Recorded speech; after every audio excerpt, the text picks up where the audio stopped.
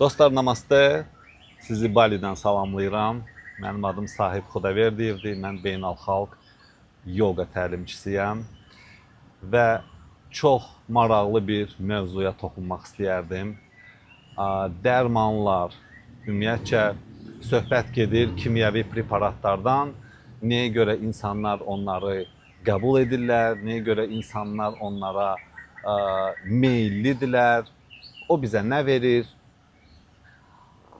hansı nəticələri biz onlardan ala bilirik, nə qədər onlar bizim həyatımızda olmalıdırlar və yaxud olmamalıdırlar.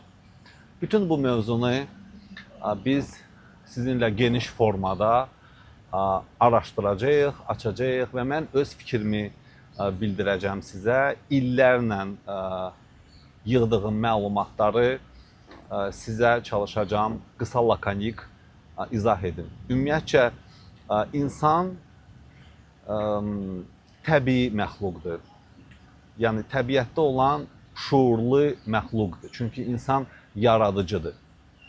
İnsanın başqa vəhşi heyvanlardan və yaxud heyvanlardan fərqi odur ki, bizim beynimiz var və bizim beynimiz böyükdür. Ona görə biz yaradırıq.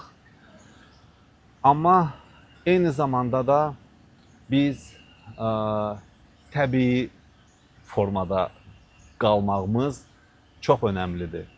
İnsanları süni edirlər, insanları yönəldirlər başqa istiqamətə.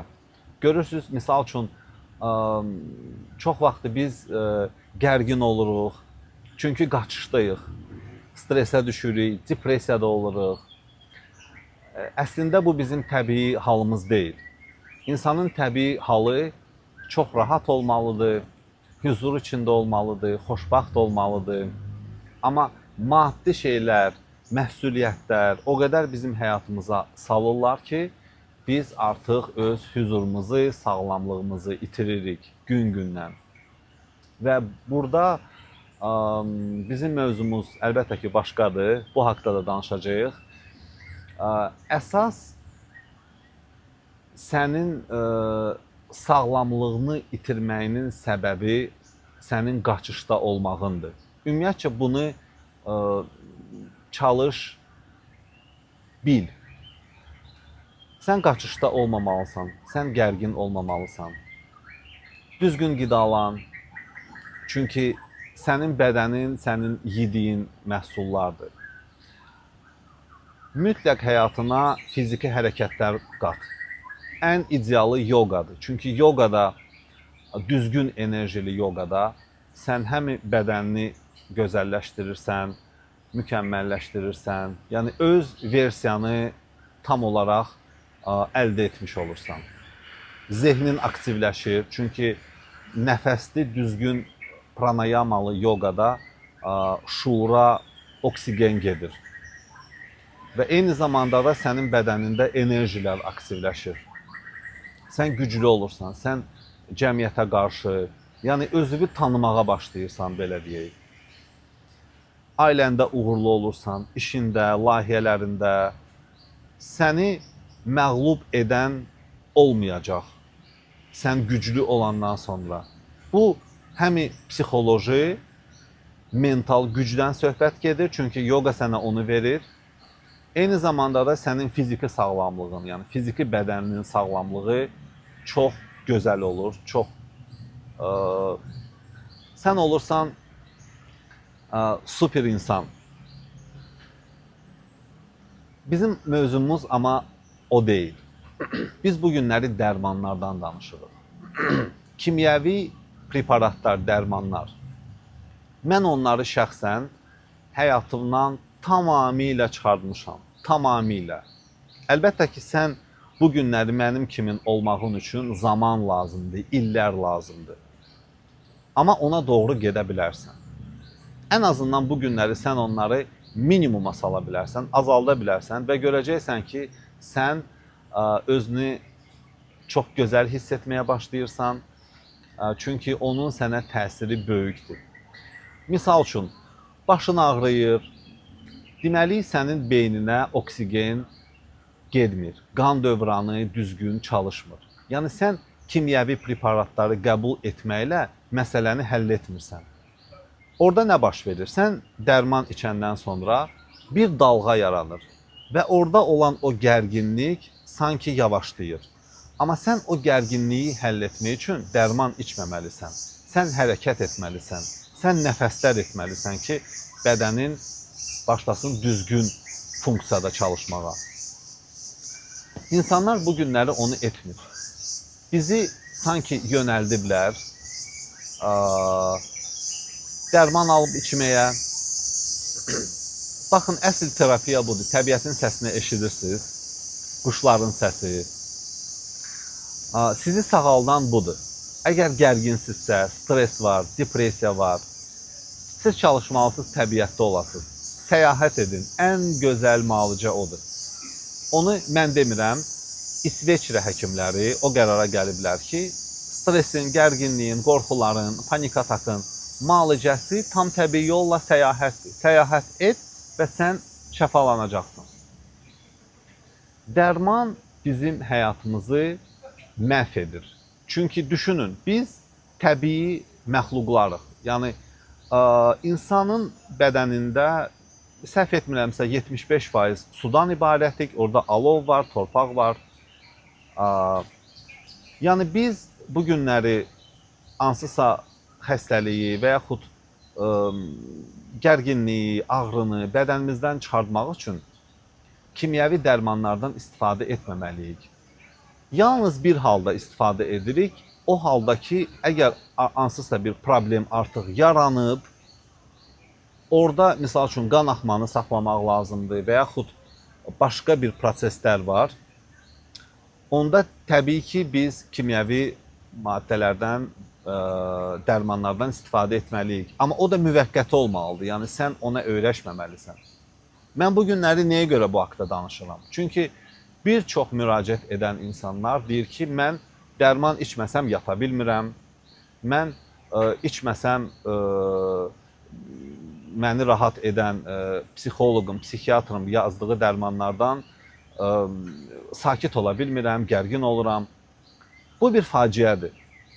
Çünki sizin problemləriniz əsaslıqla bədəninizi hərəkət etməməyinizdən baş verir. Biz bu günləri bədənimizi hərəkət etmirik. Yəni normal müasir insan, bir çox ölkələr var, okey, orada sağlamlığa, idmana daha çox diqqət ayırırlar. Misal üçün Çinlilərdir və yaxud Yaponiyadır, Avropa ölkələri.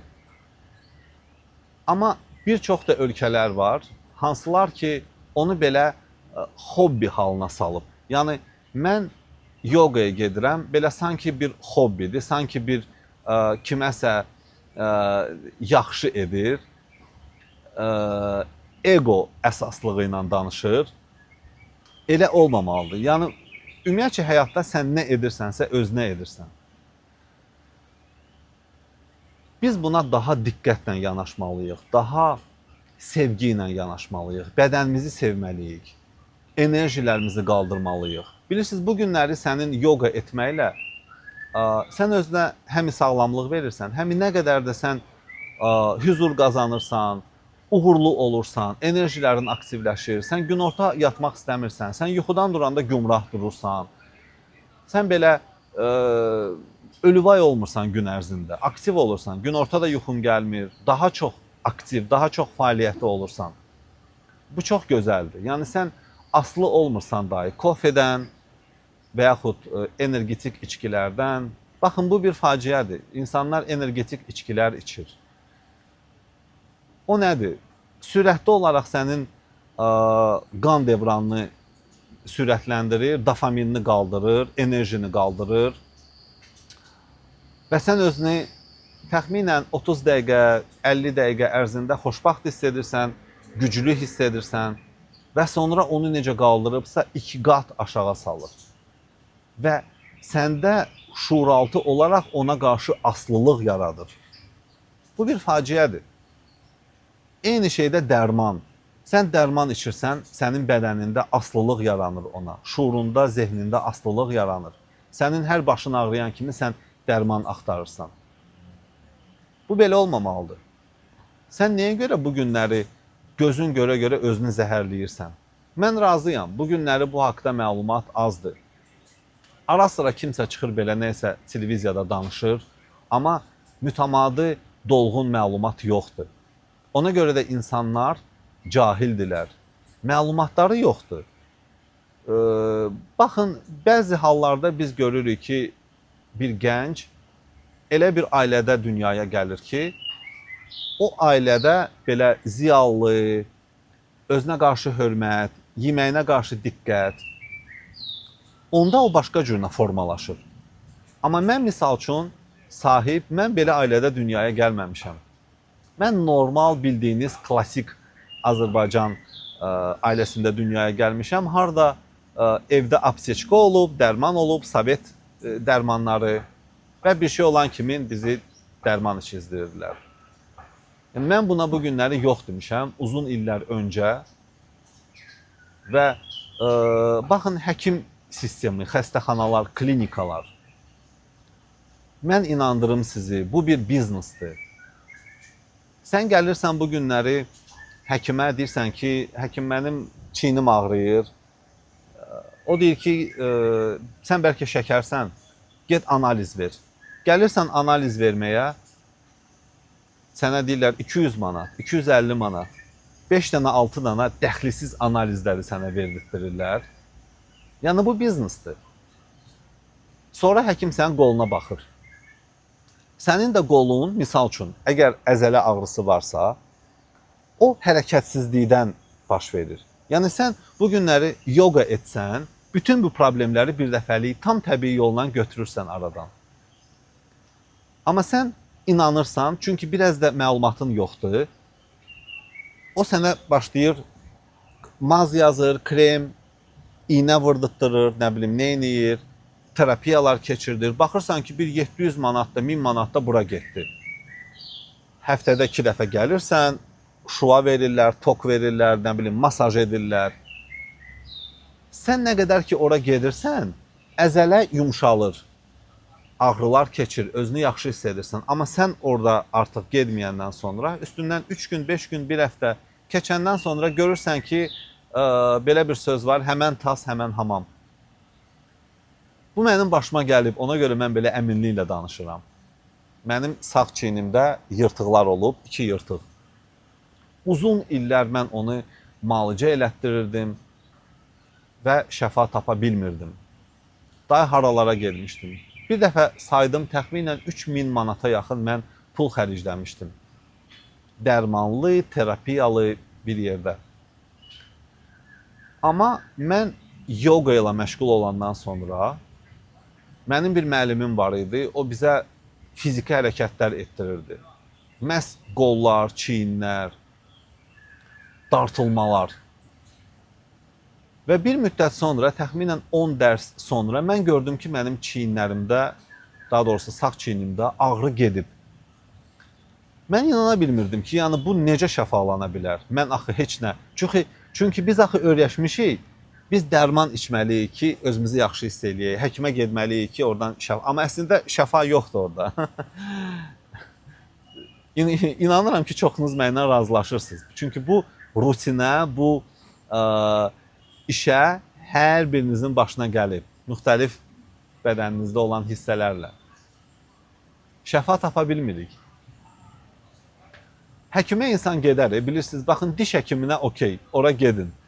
Çünki illər keçir, orada karies olur, nə bilim, nəysə, çistka eləyirsiniz, təmizlənmə edirsiniz. Amma başqa həkimlərə mənim ürəyim ağrıyır. Sən ürəyin nəyə görə ağrıyır? Çünki ürək damar sistemin zəifdir. Sən hərəkətlər etmirsən. Sən yoqada hərəkətlər etsən, ürək damar sistemini gücləndirirsən. Baxırsan ki, ürək ağrılarını da keçir.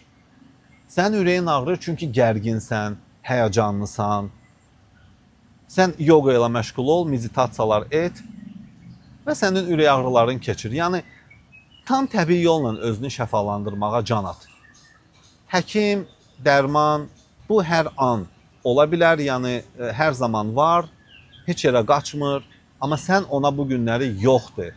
sən onu həyatından uzaqlaşdır və görəcəksən ki, həqiqətən sənin tam təbii yolla da sənin bədənin şəfa tapa bilər. Meyilli olun. Dərmanlar ümumiyyətcə heç kim ondan xeyir tapmayıb. Çalışmalıyıq özümüzü tam təbii yolla şəfalandıraq. Bunu məlumatı paylaşın, videonu bəyənin, məni motivasiya edin, mən yenidən belə maraqlı, faydalı cəmiyyətimizə paylaşımlar edin, videolar çəkim.